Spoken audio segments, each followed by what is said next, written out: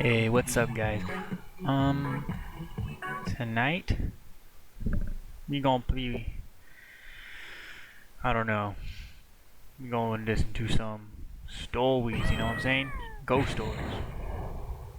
Honestly, I'm gonna be scared shitless.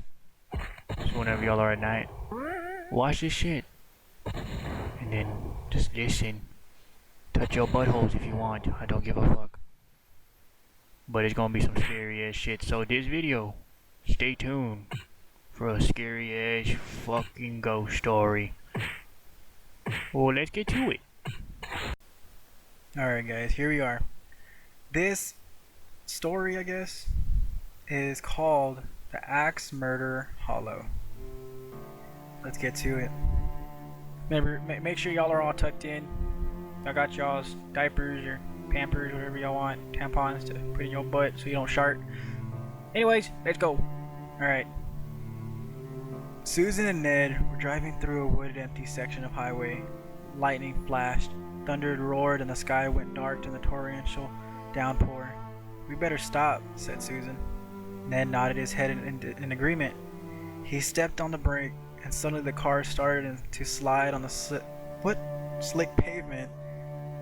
They plunged off the road and slid to a halt at the bottom of an incline. Pale and shaky, Ned quickly turned to check if Susan was all right. When she nodded, Ned relaxed and looked through the rain-soaked windows. "I'm going to see how bad it is," he told Susan, and went out into the storm. She saw his blurry figure in the headlight, walking around the front of the car. A moment later, he jumped in beside her, soaking wet. "The car's not badly damaged, but we're wheel deep in mud," he said. "I'm going to have to go for help." Susan swallowed nervously. There would be no quick rescue here. He told her to turn off the headlights and lock the doors until he returned.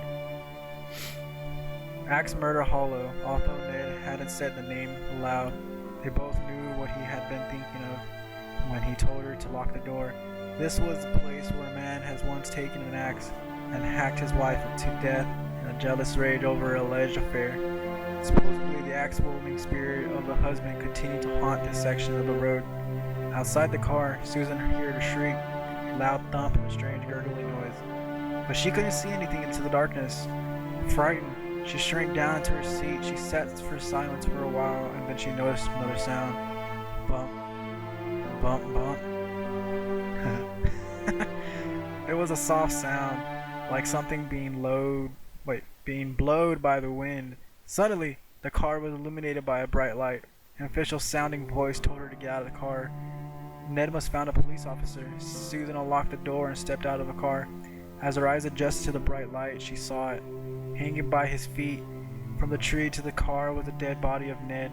His bloody throat had been cut so deeply that he was nearly decapitated.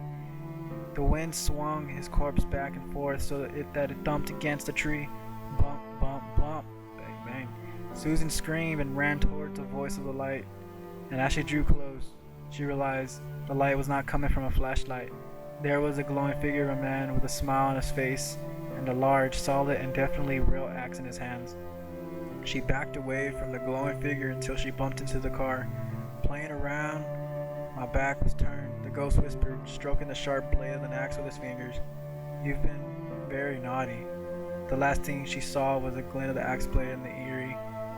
And that's some bullshit. I read the whole entire thing with no mess ups. Maybe a little bit mess up, but incandescent light. Alright. Yeah, I don't know how to say that shit. Okay, I don't know. I guess we could do another fuck, I don't know. I guess I'm gonna do another story. Fuck it, let's go. Alright guys, well this is the second story. It's called Don't Turn On the Light. Y'all might have heard this before, maybe heard it around somewhere else. Urban legends. This is what was supposedly true. People said this and that. Don't know. News stories, newspapers, websites, all this shit.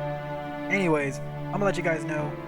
I'm literally getting this from like a cool website where all this stuff, it's called American Folk, something like that. I'll put it down in the description below. Don't even worry about it, so you can check it out. There's all this stuff, categories, everything like that.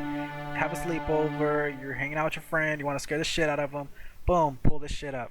Anyways, here we go. It's called Don't Turn On the Light. She commandeered the room in the basement of the dorm as soon as she realized she would have to pull an all-nighter in order to prepare for tomorrow's final exam. Her roommate, Jenna, liked to get to bed early, so she packed up everything she thought she would need and went downstairs to study, and study some more. It was 2 o'clock when she realized she'd left one of the textbooks upstairs on her bed. With a dramatic sigh, she rose and climbed the stairs slowly to the 3rd floor dorm room. The lights were dim in the long hallway and the old boards creaked under the weary tree. She reached her room and turned the handle as softly as she could, pushing the door open just enough to slip inside so that the hall lights wouldn't wake her roommate. The room was filled with a strange metallic smell. She frowned a bit, her arms breaking into the chills. There was a strange feeling of malice in the room. I don't know how to say it. As if it was a what the fuck? Blah blah gaze were fixed upon her. It was a mind trick. That all-nighter was catching up with her. She could hear Jenna breathe on the far side of the room, a heavy sound almost as Sheila's had been running. Jenna had been picked up a cold during the last tense week before finals. She crept along the wall until she reached her bed, groping among the covers for a straight history textbook in the silence. She could hear a steady drip drip drip sound. She sighed silently. Facilities would have to come to fix the sink in the bathroom again. Her fingers closed on the textbook. She picked it up softly and withdrew from the room as silently as she could. Relieved to be out of the room, she hurried back downstairs, collapsed into an outstuffed chair, and studied until 6 o'clock. She finally decided that enough was enough, and she slipped upstairs now. She could get a couple of hours sleep before her 9 o'clock exam. The first of the sun rays were beaming through the windows, and as she slowly slid the door open, hoping not to awaken Jenna, her nose was met by an earthy, metallic smell a second before her eyes registered the scene in her dorm room. Jenna was spread-eagled on top of her bed, eagles as far wall, her throat cut from ear to ear, and her nightdress stained with blood. 2 drops of blood fell from the saturated blanket with a drip-drip noise that sounded like a leaky faucet. Scream after scream poured from her mouth, but she couldn't stop herself any more than she could seize, wringing her hands all along the hallway. Doors slammed and footsteps came running down the passage. Within moments of students had gathered in her doorway. One of her friends gripped her arm while a shaking hand pointed a trembling finger, toward the wall. Her eyes widened in shock at what she saw, then she fainted into her friend's arms. On the wall above her bed, written in her roommate's blood, were the words, "Aren't you glad you didn't turn on the light?" Hey, bitches. Yeah, I bet y'all got scared, right? Yeah. Look. Oh shit. Hold on, guys. Hold on. Hold on. I heard some shit. Taste the rainbow. Oh shit. Did y'all hear that? Nah, I heard I had a gay ghost in my house. I don't know. Sometimes I feel something grabbing my pee-pee when I'm at night. Anyways, guys, I'll leave the description down below if you want to see this shit, whatever you want. If you want to hear some more ghost stories, we can have some ghost story night. Anyways, let me guys know. Let me know. Just let me know. Yeah, comment or whatever. I'll suck y'all up. Bye, guys. Talk to you later. Cause then again, I don't know. I love y'all. Yeah. Bye.